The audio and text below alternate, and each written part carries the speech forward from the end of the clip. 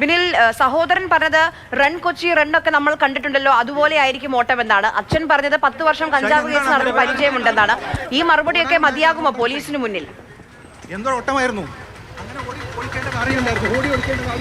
തീർച്ചയായും ഇത് മതിയാവില്ല. കാരണം ഷൈൻ ടോം ചാക്കോയുടെ കുടുംബം നേരത്തെ എടുത്ത നിലപാട് ആരെയോ കണ്ട് ഭയപ്പെട്ട് ഓടി എന്നതാണ്. അതായത് റൂമിൽ വന്ന് ആരോ തന്നെ ഉപദ്രവിക്കാൻ ശ്രമിക്കുന്നുവെന്ന് ഷൈന് തിരിച്ചറിഞ്ഞ് അങ്ങനെ ഓടി എന്നതാണ്. അതുപോലുള്ള ഒരു ന്യായവാദങ്ങളും പോലീസിന് മുന്നിൽ എന്തായാലും മുഖാവലിലേക്ക് അവർ എടുക്കില്ല എന്ന കാര്യം തീർച്ചയാണ്. കാരണം ഈ നോർത്തിലെ ഹോട്ടലിൽ നിന്ന് ഓടിയ ശേഷം ഷൈൻ ടോം ചാക്കോ നേരെ പോയത് ബോൾഗാട്ടിയിലെ പഞ്ചനക്ഷത്ര ഹോട്ടലിലേക്കാണ്. അവിടെ ഓൺലൈൻ വഴിയാണ് റൂം ബുക്ക് ചെയ്തത്.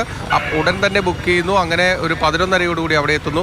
2 മണിക്കൂറിന് ശേഷം ആ ഹോട്ടലിൽ നിന്ന് ആരും ആ ഹോട്ടലിലെത്തി ശല്യം ചെയ്യാതെ തന്നെ ഷൈൻ ടോം ചാക്കോ അവിടെ നിന്ന് രക്ഷപ്പെടുകയാണ് ചെയ്തത്. അതുകൊണ്ട് തന്നെ ഈ ഓട്ടത്തിന് ഒരു അർത്ഥമുണ്ട് എന്ന് തന്നെയാണ് പോലീസ് വിശ്വസിക്കുന്നത്. അത് ലഹരി പരിശോധനയിൽ നിന്ന് ഒഴിവാക്കുക എന്നത് തന്നെയായിരുന്നു ആ ലക്ഷ്യം എന്നത് പൊതുസമൂഹത്തിനും ഒരു ബോധ്യമുള്ള ഒരു കാര്യമാണ്. അല്ലാത്ത പക്ഷം ഷൈൻ ടോം ചാക്കോ ആയിരുന്നു ആ നിയമത്തിന് മുന്നിൽ വന്നു നിന്ന് താൻ ആ ലഹരി ഉപയോഗിച്ചിട്ടില്ല, അല്ലെങ്കിൽ തനിക്ക് ഇത്തരത്തിലൊരു ബന്ധവുമില്ല എന്ന് സ്ഥാപിക്കാൻ ആ നിയമപാലകർക്ക് മുന്നിൽ ധൈര്യപൂർവ്വം വരാവുന്ന ഒരാളായിരുന്നു ഷൈൻ ടോം ചാക്കോ. പക്ഷേ ആ ഓട്ടം വല്ലാത്ത ഓട്ടമായിപ്പോയി.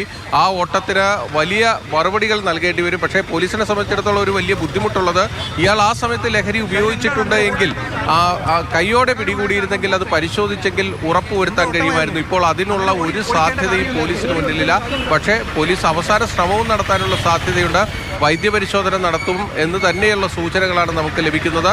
എന്തായാലും തലമുടിയോ അല്ലെങ്കിൽ അത്തരത്തിലുള്ള സാമ്പിളുകൾ ശേഖരിച്ചു കഴിഞ്ഞാൽ പോലീസ് സ്റ്റേഷന് മുന്നിൽ നിന്ന് സംസ്ഥാനത്തെ ആദ്യത്തെ കൊക്കൈൻ കേസിലെ പ്രതിയായിരുന്നു ഷൈൻ. പോലീസിന്റെ വീഴ്ചകൾ എണ്ണി പറഞ്ഞത് കഴിഞ്ഞ ദിവസമാണ് കോടതി. ആ ദിവസം മുതൽ അല്ലെങ്കിൽ അതിനുശേഷം പോലീസിന്റെ നിരീക്ഷണത്തിലാണ്, പോലീസിന്റെ റഡാറിലാണ് ഷൈൻ എന്ന അഭ്യൂഹങ്ങൾ ഉണ്ടായിരുന്നു. അതുകൊണ്ടാണ് ഡാൻസ് ഓഫ് സംഘം ആ ഹോട്ടലിലേക്ക് എത്തിയതെന്നും സംശയമുണ്ട്. പക്ഷേ അങ്ങനെയാണെങ്കിലും ഡാൻസ് ഓഫ് സംഘം അവിടെ എത്തി എന്നുള്ള വിവരം ഷൈനിന് എങ്ങനെ ലഭിച്ചു എന്നൊരു കാര്യം കൂടിയുണ്ട്.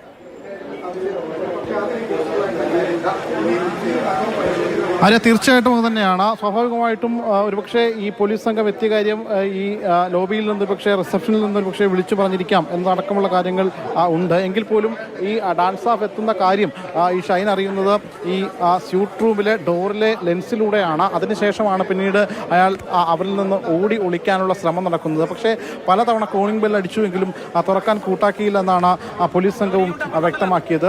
അതിനുശേഷം ഏകദേശം അല്പസമയത്തിന് ശേഷമാണ്, അതായത് ഷൈൻ ആ മുറിയിൽ നിന്നും ചാടി പുറത്തിറങ്ങിയ ശേഷമാണ് ആ ഡോറ് തുറക്കുകയും മറ്റുമൊക്കെ ചെയ്തിട്ടുള്ളതും. ഇതിനിടയിലാണ് ഷൈൻ ഈ പറയുന്ന 314 നമ്പർ മുറിയിൽ നിന്നും ഈ 2ാം നിലയിലൂടെ സ്വിമ്മിംഗ് പൂളിലേക്ക് ചാടുകയും സ്വിമ്മിംഗ് പൂളിൽ നിന്ന് ഈ പുറത്തേക്ക് ഡോറ് വഴി സ്റ്റെയർകേസ് വഴി ചാടി ഇറങ്ങി ഓടുന്നതും CCTV ദൃശ്യങ്ങളടക്കം പ്രചരിക്കുകയും ചെയ്തു. ഒരുപക്ഷെ ഈ പോലീസിൻ്റെ ആ ഒരു പരിശോധന സമയത്ത് മുറിയിൽ തന്നെ നിൽക്കാമായിരുന്നു എന്ന് വേണമെങ്കിൽ സംശയിക്കാം. പക്ഷേ ആ ഘട്ടത്തിൽ ഷൈൻ എന്തെങ്കിലും ഒളിപ്പിക്കേണ്ടതായിട്ടുണ്ടാകാം എന്ന് തന്നെയാണ് പോലീസിൻ്റെ സംശയം. ആ സംശയം ഊട്ടിയുറപ്പിക്കുന്നതിൻ്റെ ഭാഗമായിട്ട് തന്നെയാണ് ഇന്നിപ്പോൾ വിളിച്ചു വരുത്തുന്നതും വിശദമായ രീതിയിൽ ചോദ്യം ചെയ്യാനുമെല്ലാം തന്നെ പോലീസ് സംഘം ഒരുങ്ങുന്നത്. അതുകൊണ്ട് തന്നെ പ്രത്യേകമായിട്ടും ഈ ഷൈനെ ഏത് വിധേന ചോദ്യം ചെയ്യണം എന്നതടക്കമുള്ള കാര്യങ്ങളിലൊക്കെ വിശദമായ രീതിയിൽ പോലീസ് തിരക്കുകയും ചെയ്തു. അതിൻ്റെ അടിസ്ഥാനത്തിലാണ് പോലീസ് വിവിധങ്ങളായ രീതിയിൽ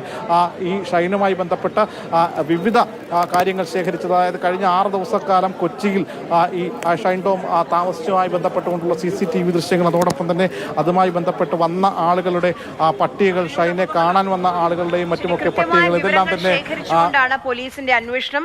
ഷൈൻ ആരോടൊക്കെ സംസാരിച്ചു ഈ അടുത്ത കാലത്ത് ഫോൺ കോൾ രേഖകൾ ശേഖരിച്ചിട്ടുണ്ട്. ഷൈൻ താമസിച്ച ഹോട്ടൽ മുറിയിലേക്ക് ആരൊക്കെ എത്തിയിട്ടുണ്ട് എന്നുള്ള വിവരങ്ങളൊക്കെ ശേഖരിച്ചു എന്നാണ് നമുക്ക് അറിയാൻ കഴിയുന്നത്. പക്ഷേ ഇന്ന് അവിടെ നിന്ന് ഓടിപ്പോയതിനു ശേഷം ഈ 2 ദിവസത്തെ താമസം ഉണ്ടായത് ഷൈൻ ഏതെങ്കിലും തരത്തിലുള്ള ലഹരി പദാർത്ഥം ഉപയോഗിച്ചിട്ടുണ്ടോ എന്നുള്ളത് കണ്ടെത്താൻ പോലീസിന് വലിയ തടസ്സമുണ്ടാക്കും. ഒരുപക്ഷെ അത് അസാധ്യമായ കാര്യമായിരിക്കും.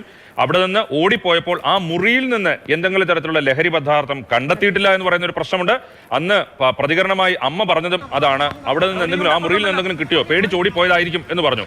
അപ്പൊ ഈ 2 ദിവസം കഴിയുമ്പോൾ ഇനി പരിശോധിച്ചാൽ തന്നെയും എന്തെങ്കിലും ലഹരി മരുന്ന് ഉപയോഗിച്ചതായി ഒരു തരത്തിലും കണ്ടുപിടിക്കാൻ കഴിയാത്തൊരു സാഹചര്യമുണ്ട്. അതിനു വേണ്ടിയിട്ടാണോ ഈ 2 ദിവസത്തെ സമയം എടുത്തത് എന്നത് അടക്കമുള്ള കാര്യം പരിശോധിക്കേണ്ടതുണ്ട്. പോലീസിന് മുന്നിലുള്ള ഏറ്റവും പ്രധാനപ്പെട്ട കാര്യം എന്തിന് ഓടിപ്പോയി, ഇങ്ങനെ ഒരു പരിശോധനാ സംഘം വരുമ്പോൾ എന്തിന് ഓടിപ്പോയി എന്നുള്ളതായിരിക്കും. അതിനായിരിക്കും ഷൈൻ ടോം ചാക്കോ മറുപടി പറയുന്നത്. കുടുംബം പറയുന്നുണ്ട് ആരെയോ കണ്ട് പേടിച്ച്. പക്ഷെ ആരെയോ കണ്ട് പേടിക്കുമ്പോൾ സ്വന്തം ജീവൻ പോലും അപായപ്പെടുത്തുന്ന തരത്തിൽ റൂമിൽ നിന്ന് ജനൽ വഴി ആസ്പെറ്റോസ് 2ാമത്തെ നിലയിലേക്ക് ചാടുന്നു, അവിടെ നിന്ന് സ്വിമ്മിംഗ് പൂളിലേക്ക് ചാടുന്നു. ഒരുപക്ഷെ സ്വന്തം ജീവന് പോലും അപായം ഉണ്ടാക്കുന്ന തരത്തിലാണോ ഓടി രക്ഷപ്പെടേണ്ടത് എന്ന ചോദ്യമുണ്ട്.